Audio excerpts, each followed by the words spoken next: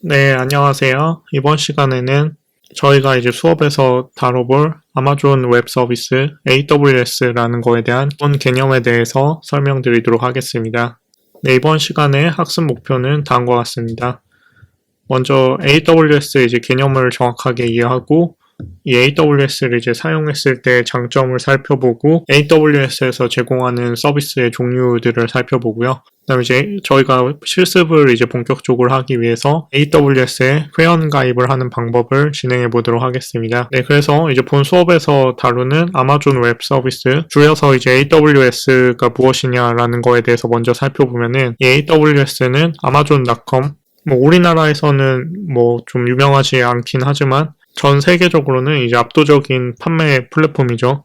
우리나라에서는 쿠팡이나 그런 다른 사업자들이 있어서 아마존을 이제 많이 사용하지 않고 있긴 한데, 우리나라를 제외한 이제 대부분의 나라에서 가장 큰 그런 판매 플랫폼이죠. 그러면 이제 전 미국인이 이제 쓰는 서비스니 사용자가 엄청 많겠죠. 네, 그래서 이제 아마존에서 생각을 한 게, 그런 이제 사용자 처리를 위해서 이제 서버를 이제 많이 구비를 해놨을 텐데, 그런 걸 이제 아마존 내부에서만 쓰는 게 아니라 이 클라우드 컴퓨팅으로 빼가지고 그냥 이 서버 임대 사업 자체를 이제 같이 하도록 이제 생각을 해서 이런 클라우드 컴퓨팅 사업의 거의 시초격인 이제 서비스 중에 하나이고요. 네, 그래서 이제 좀 처음 접하시면 이 개념이 좀 헷갈릴 수 있는데, 그냥 간단하게 생각을 하면은 아마존에서 이제 서버 컴퓨터를 제공을 해주는 거를 저희가 일정 비용을 지불해서, 그리고 남의 이제 방이나 건물을 임대하고 월세를 내는 것처럼 아마존에서 제공하는 서버 컴퓨터를 임대를 해서 월 사용료를 내고 쓰는 게 이제 AWS다, 이렇게 생각하시면 되는데요. 네, 그래서 이제 AWS는 결국 이제 아마존에서 제공하는 어떤 그 클라우드 컴퓨팅 리소스를 비용을 내고 임대해서 사용하는 거라고 생각하시면 되는데, 이제 그에 앞서서 이제 서버라는 개념에 대해서 좀 먼저 생각을 해보겠는데요. 이제 서버는 사전적인 정의로는 이제 클라이언트에게 네트워크를 통해 정보나 서비스를 제공하는 컴퓨터 시스템이다, 이렇게 이제 정의할 수 있는데, 예를 들어 이제 저희가 네이버에 접속을 하면은 이제 네이버에 접속을 하는 거는 저희 컴퓨터죠. 노트북이거나 집에 있는 데스크탑이거나 아니면은 휴대폰이거나 그런 걸로 이제 네이버 사이트에 이렇게 딱 www.naver.com 접속을 하면은 이 클라이언트의 이제 요청이 이제 들어가면은 네이버 서버가 네이버 이제 페이지에 필요한 어떤 HTML이라든지 이미지라든지 그런 것들을 쭉 이제 개별 그 클라이언트 컴퓨터에게 내려주는 거라고 생각하시면 되는데요. 그래서 이런 식으로 이제 현대적인 웹 서비스에서는 이제 보통 이제 백엔드라고 하는데, 그 클라이언트의 요청을 이제 받아서 서버에서 어떤 반응을 줘서 어떤 어플리케이션이라든지 웹페이지를 예시로 들었지만 게임이나 저희가 사용하는 스마트폰 앱이나 다 똑같은 원리고요. 그래서 이제 결론적으로 그런 이제 웹 서비스를 이제 하려면 이제 서버 컴퓨터가 있어야 되는데, 근데 이 서버 컴퓨터라는 게 이름만 들어서는 이게 특별한 뭔가가 있을 거라고 생각하실 수도 있는데, 그냥 이제 컴퓨터를 그냥 서버로 쓰겠다라고 하면 서버가 되는 거고요. 그래서 여러분의 지금 이 강의를 보고 계신 컴퓨터도 그냥 서버로 내가 쓰겠다라고 해서 그 클라이언트 응답을 줄 수 있는 서버 프로그램을 이제 실행을 시키면은 그게 그냥 내 서버가 되는 거고요. 네, 그래서 이제 서버라는 거는 그냥 간단히 얘기해서 그냥 컴퓨터라고 생각하시면 되는데, 근데 이게 좀 제대로 이제 서비스를 하려면은 이 서버 환경에 최적화된 형태로 이런 식으로 이제 데이터 센터 같은데, 그러니까 이게 서버 렉에 이제 하나하나 컴퓨터가 이렇게 달려있는 거라고 생각하시면 되고요. 이렇게 이제 본격적으로 이제 서버 데이터 센터에서 서버를 구축하는 방식도 있는데요. 네, 그래서 이제 서버 컴퓨터를 구축하는 방식을 좀 나눠보면은 다음과 같은 방식이 있을 수 있는데, 우선 방금 말씀드린 것처럼 이제 그냥 간단하게 홈서버로 내가 집에서 쓰는 그냥 컴퓨터를 내가 서버로 쓰겠다라고 하면은 그것도 그냥 내 홈 서버가 되는 거고요. 그래서 간단한 서비스나 그냥 내가 쓰려는 프로그램 정도는 이런 홈 서버로 구축해도 큰 문제가 없으실 수도 있고요. 네, 그런데 이제 이런 간단한 내가 혼자 쓰려는 프로그램이 아니라 아까 예시로 든 네이버라든지 쿠팡이라든지 그런 엄청나게 많은 클라이언트에서 요청이 오는 본격적인 다수의 사용자를 가진 어떤 유저의 요청을 처리하려면은 좀 더 본격적으로 이제 제대로 된 서버를 구축하는 게 좋은데요. 그래서 예전에 이제 이런 클라우드 컴퓨팅이 본격적으로 이제 등장하기 전에, 그러니까 예전 시대라고 할까요? 그러니까 예전에는 보통 어떻게 했냐면은 IDC라는 게 있어서 이제 이런 식으로 이제 그 공간을 임대해서 데이터 센터 내에서 서버를 구축할 수 있는 이 서버 렉을 쫙 깔아놓고 이쪽에는 이제 서버 구성에 최적화된 형태로 뭐 쿨링이라든지 뭐 습도 조절, 그리고 이제 서버의 안정성이 중요하잖아요. 그러니까 예를 들어서 뭐 내가 네이버 같은 사이트를 만들었는데 내가 홈 서버로 구축을 해버리면은 그냥 갑자기 내가 뭐 예를 들어 고양이를 키우고 있는데 고양이가 갑자기 지나가다 이 랜섬 빼버리면은 그냥 그 서비스가 갑자기 접속이 안 되는 거잖아요.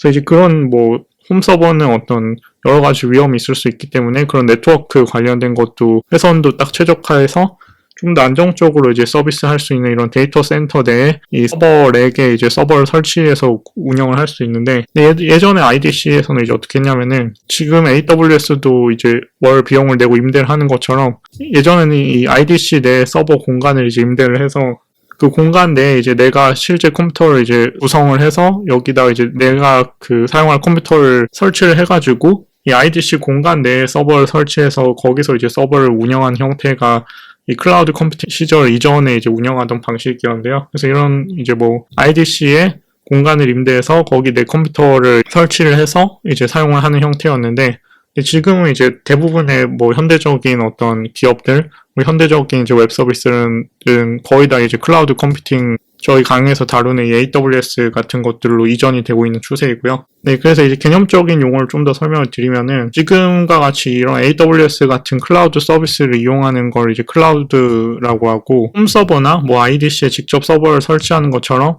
이렇게 이제 클라우드 서비스가 제공하는 서버를 임대해서 사용하는 게 아니라 내가 직접 이제 서버를 구축해서 운영을 하는 걸 이제 온프레미스라고 하는데요. 온프레미스 서버 운영.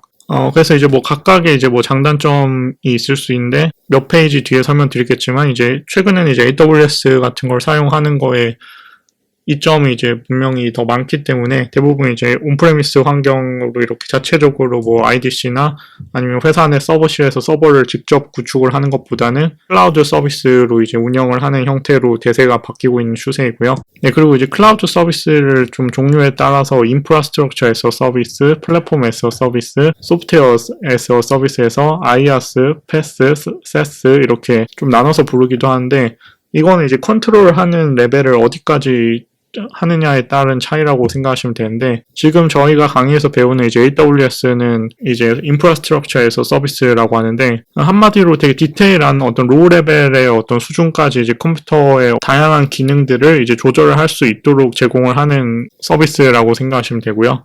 그래서 그만큼 더 디테일하게 컨트롤 할 수 있는 대신 이제 좀 더 사용자가 직접 이렇게 여러 가지 부분을 이제 고려해서 운영을 하셔야 되고요. 패스 같은 경우는 IS보다는 조금은 더 이렇게 추상화된 형태라고 생각하시면 되는데, 뭐 어떤 리소스 구매라든지 용량 계획, 패치 이런 것들을 패스가 알아서 해주기 때문에 이 인프라스트럭처에서 서비스 IS보다는 어느 정도는 이제 그 플랫폼 제공자가 이런 좀 더 추상화된 형태로 이제 서비스를 제공하는 거라고 생각하시면 되고요.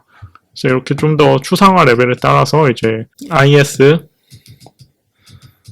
패스, 사스 이런 거에 좀 차이가 있다라고 생각하시면 되고요. 소프트웨어에서 서비스는 이제 그냥 저희가 일반적으로 쓰는 그냥 뭐 앱이라든지 인터넷 서비스 이런 것들이 그냥 소프트웨어 프로그램을 이제 SaaS라고 생각하시면 되는데요. 그래서 뭐 이제 뭐 그냥 서비스 레벨에 이제 저희가 사용하는 그냥 어플리케이션이 이제 SaaS라고 보면 되고, 지금 이제 배우는 AWS처럼 되게 디테일한 부분까지 그냥 인프라만 제공을 해주고 직접 구성을 해야 되는 걸 이제 IS, 그다음 패스 같은 경우는 IS랑 비슷하긴 한데 약간은 이제 좀 더 관리를 그냥 자동으로 해주는 뭐 패치라든지 용량 계획이라든지 그런 것들은 이 프로바이더가 좀 더 컨트롤해줘서 인프라에 약간의 어떤 기능이 더 들어간 형태라고 생각하시면 되고요. 네, 그래서 지금 저희 강의에서 배우는 AWS는 인프라스트럭처에서 서비스라고 생각하시면 되고요. 그러면 이제 예전에는 왜 IDC에 직접 설치를 하는 뭐 온프레미스 같은 환경을 썼는데 최근에는 이제 다 이런 AWS 같은 클라우드 서비스로 넘어와서 사용을 하느냐,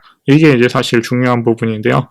클라우드 서비스에 이런 장점들이 있기 때문인데요. 우선 이제 신속성인데요. 뒤에 이제 실습을 하시면 아시겠지만 이제 결국에 이제 AWS가 어떤 컴퓨팅 환경을 이제 구축을 하는 건데, 근데 그런 게 이제 그냥 웹 UI에서 버튼 몇 번 클릭으로 바로 이제 컴퓨터를 이제 임대를 하실 수 있다라고 생각하시면 되는데요. 근데 생각을 해보시면은 저희가 컴퓨터를 처음 이제 설치한다라고 하면은 뭐 이렇게 이제 뭐 CPU, 램, 뭐 메인보드 이런 거 다 이제 주문해가지고 조립한 다음에 뭐 OS 깔고 윈도우 깔고 뭐 포맷하고 뭐 이렇게 하다 보면은 사실 그 물리적인 컴퓨터를 이제 한번 구성을 하는 것만 해도 엄청나게 큰 일인데요. 근데 이제 그걸 구성을 하는 것도 문제인데 이제 또 필요가 없어서 이제 더 이상 안 쓸 거면은 그걸 이제 또 뭐 폐기하는 것도 일이잖아요. 뭐 중고로 판다든지 뭐 이런 식으로 해야 될 텐데 근데 이제 그런 식으로 이제 컴퓨터를 구성하는 것 자체를 그냥 웹 UI에서 몇 번의 클릭으로 다 이제 자동화해서 할 수 있기 때문에 내가 당장 뭔가 이제 이렇게 트래픽이 몰려서 뭔가 서버를 증설을 해야 되는데